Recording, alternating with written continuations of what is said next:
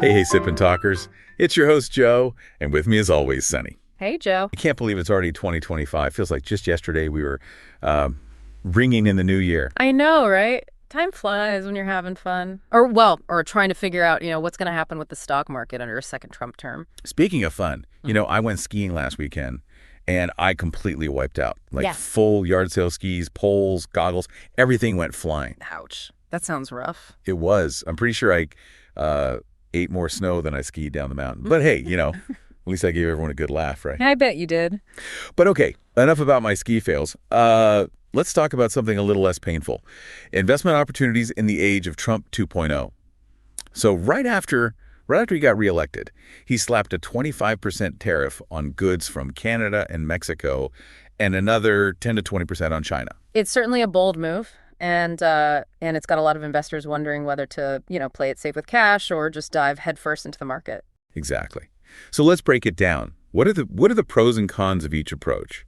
I mean, my grandma always said cash is king, but she also said don't put all your eggs in one basket. Wise words from Grandma. Let's start with cash. It's liquid, it gives you flexibility, and it's generally considered a safe haven during times of uncertainty. If the market takes a nosedive, you're sitting pretty with a pile of cash ready to buy those bargain stocks. That makes sense. But isn't there a downside to hoarding cash? There is. For one, inflation is eating away at your purchasing power. So if inflation sits at 2 to 3%, as projected, your cash is actually losing value over time. And if the market takes off, you'll miss out on those gains while your cash just sits there. So it's like watching everyone else enjoy a delicious slice of investment pie while you're stuck with a bowl of plain oatmeal. Pretty much. Now let's talk about the market, specifically the S&P 500.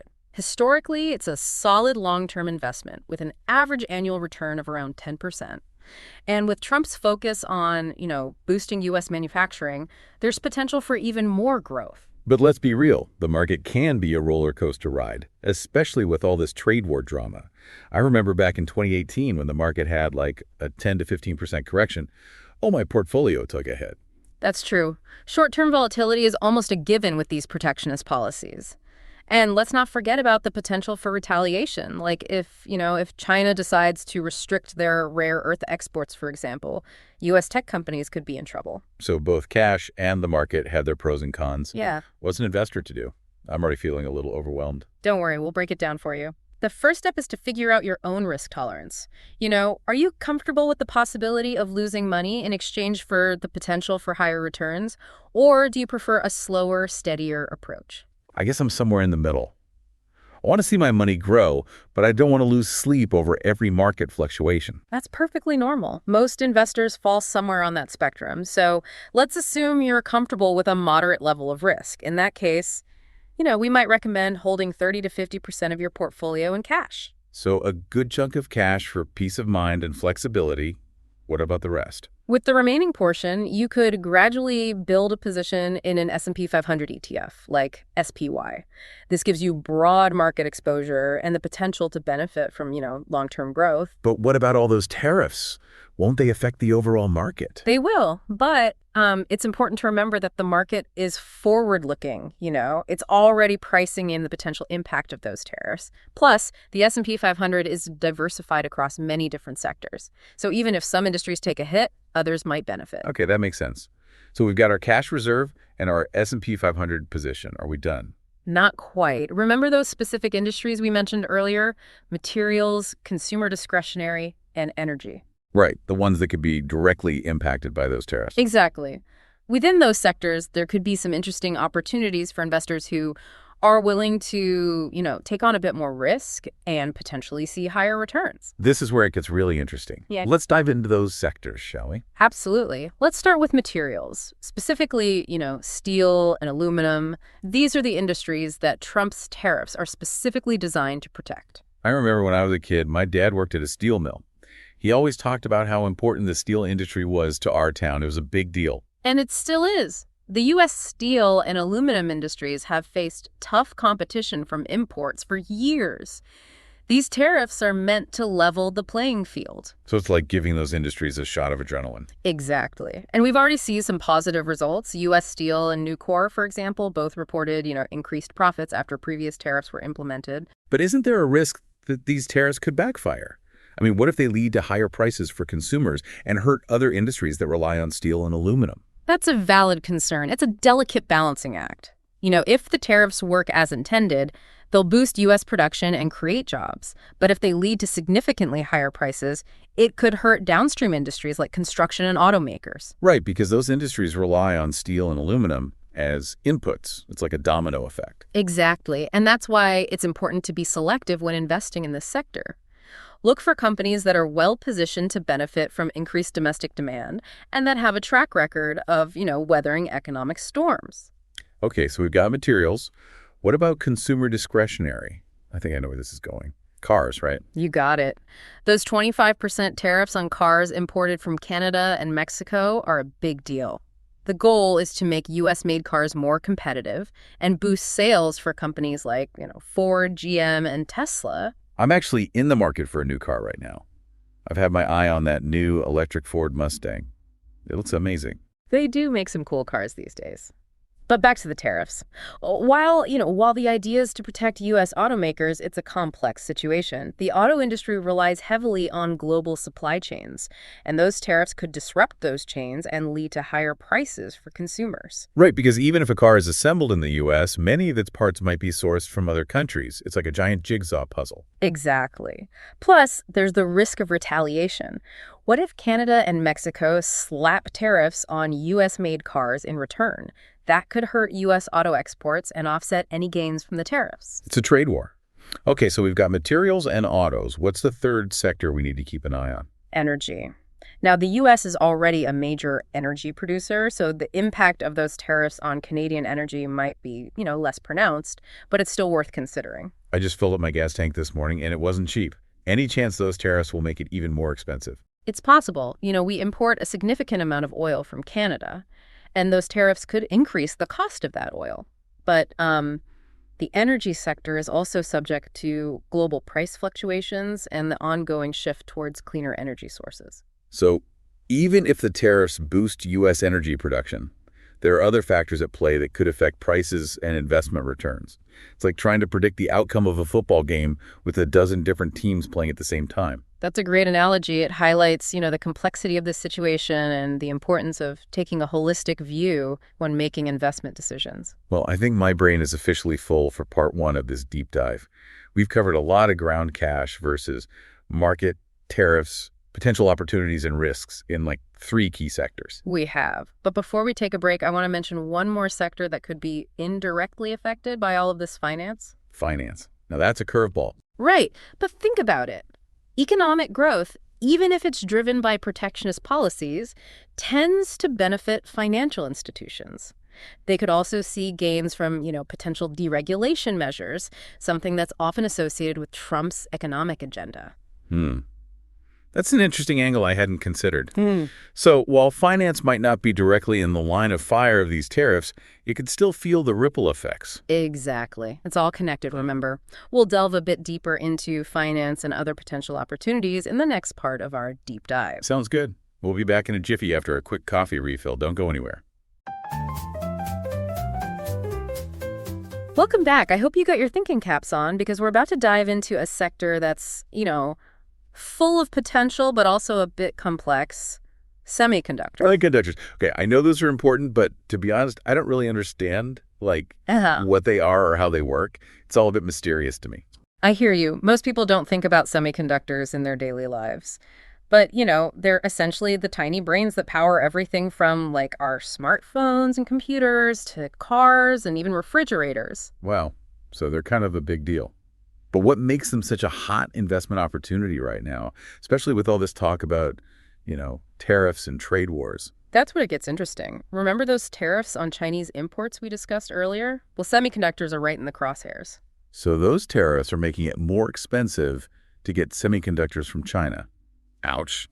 That doesn't sound good for companies that rely on those imports. You're right. It's creating some, short-term pain. But here's where the opportunity lies. Remember the CHIPS Act that was passed a couple of years ago? It was designed to boost domestic semiconductor manufacturing here in the U.S. Vaguely. Yeah. But refresh my memory. What exactly did the CHIPS Act do?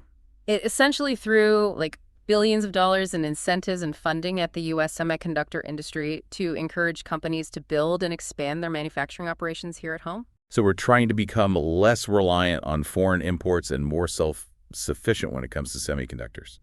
Makes sense, especially with all the, geopolitical uncertainty these days. Exactly. And it's already having a major impact. Companies like Intel and Taiwan Semiconductor Manufacturing Company, or TSMC for short, are investing heavily in new U.S.-based factories. And they're one of the largest and most advanced semiconductor manufacturers in the world. The fact that they're choosing to invest in the U.S. is a huge vote of confidence in the future of the industry here.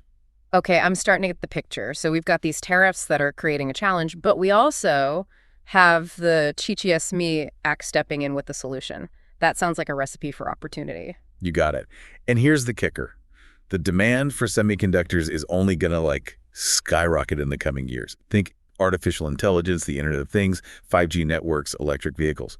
They all need semiconductors, and they need a lot of them. So it's not just about replacing those Chinese imports. It's about meeting this massive surge in demand. And that's why savvy investors are starting to pay attention to this sector. It's a bit of a hidden gem that's, finally getting its moment in the sun. I'm ready to jump on the semiconductor bandwagon. But hold on. How do I actually invest in this? Do I need to become a tech expert and pick individual stocks? Not necessarily. Remember those ETFs we talked about earlier? They're a great way to invest in a basket of stocks within a specific sector without having to, pick and choose individual companies. Oh, right. Like those training wheels for investors that I told my sister about. Exactly. And when it comes to semiconductors, there's one ETF that stands out, SOXX. Okay, SOXX. Got it.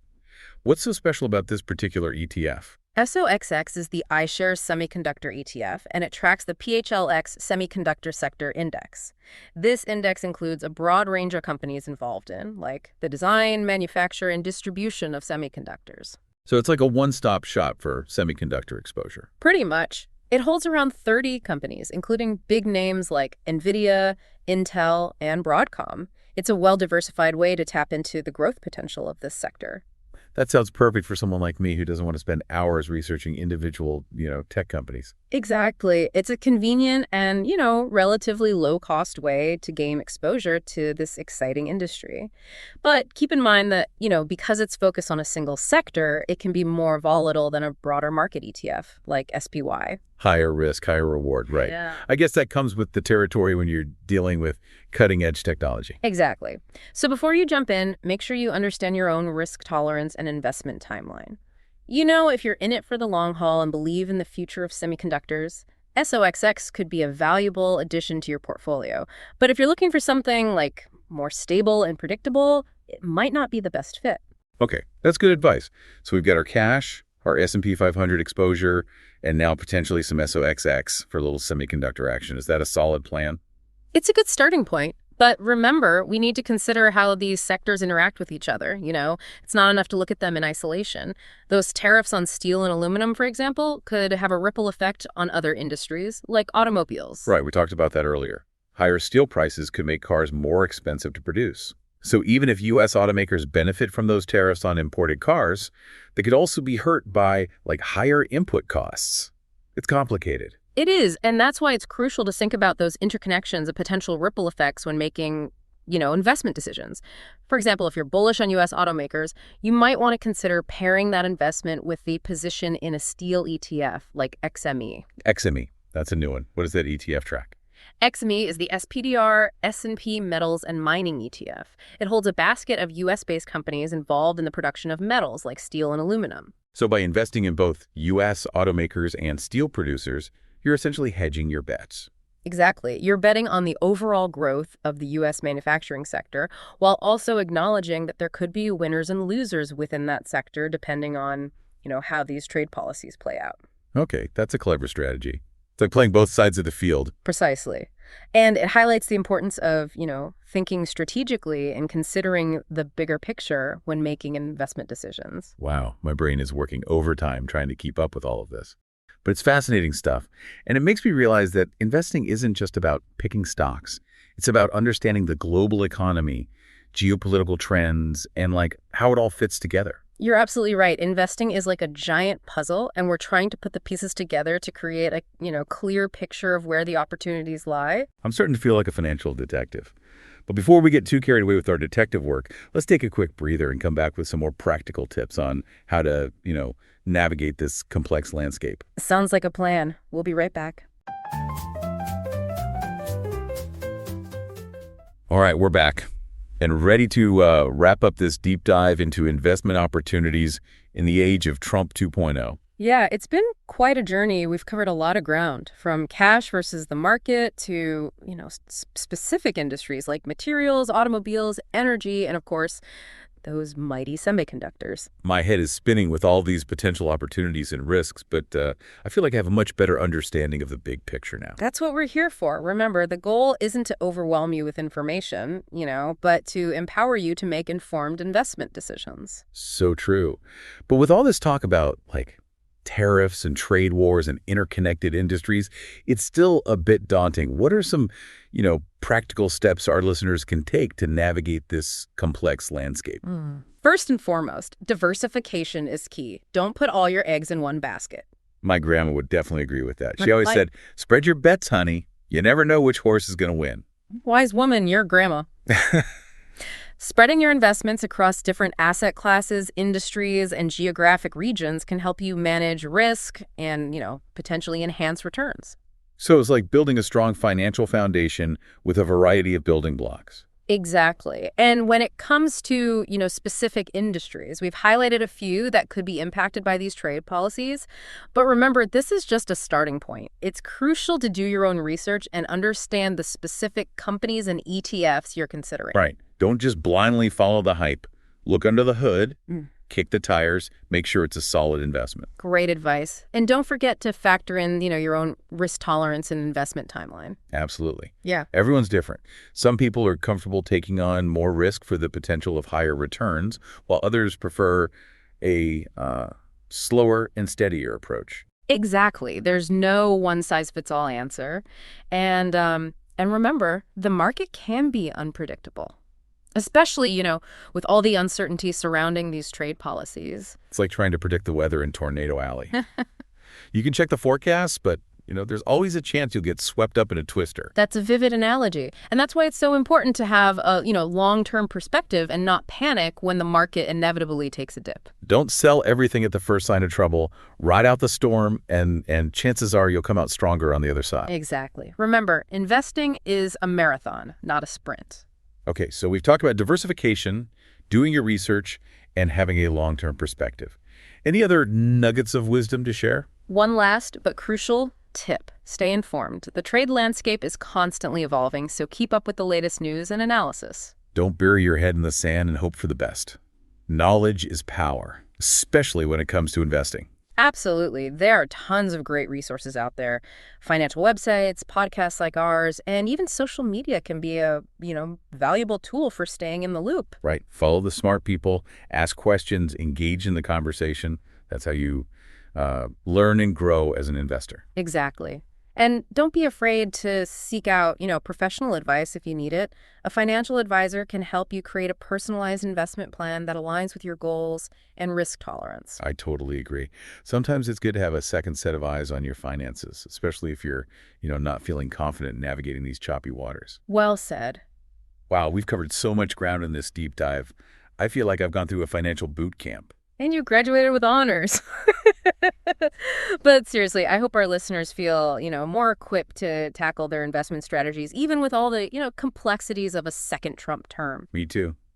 Remember, everyone, investing doesn't have to be intimidating. It's about learning, growing, and making smart choices that'll help you reach your financial goals. And remember, we're always here to help guide you along the way. Speaking of guides, before we sign off, let's give a shout out to our good friend Micky and his awesome YouTube channel. He's got some amazing content in the works about whiskey and travel. So if you're looking for some inspiration for your next adventure or just want to learn more about, the finer things in life, be sure to check him out. We'll put the link in the show notes. He's got great taste, that Micky. All right, everyone, that's a wrap for this deep dive. Thanks for joining us. And remember, stay curious, stay informed, and keep sipping. Cheers to that.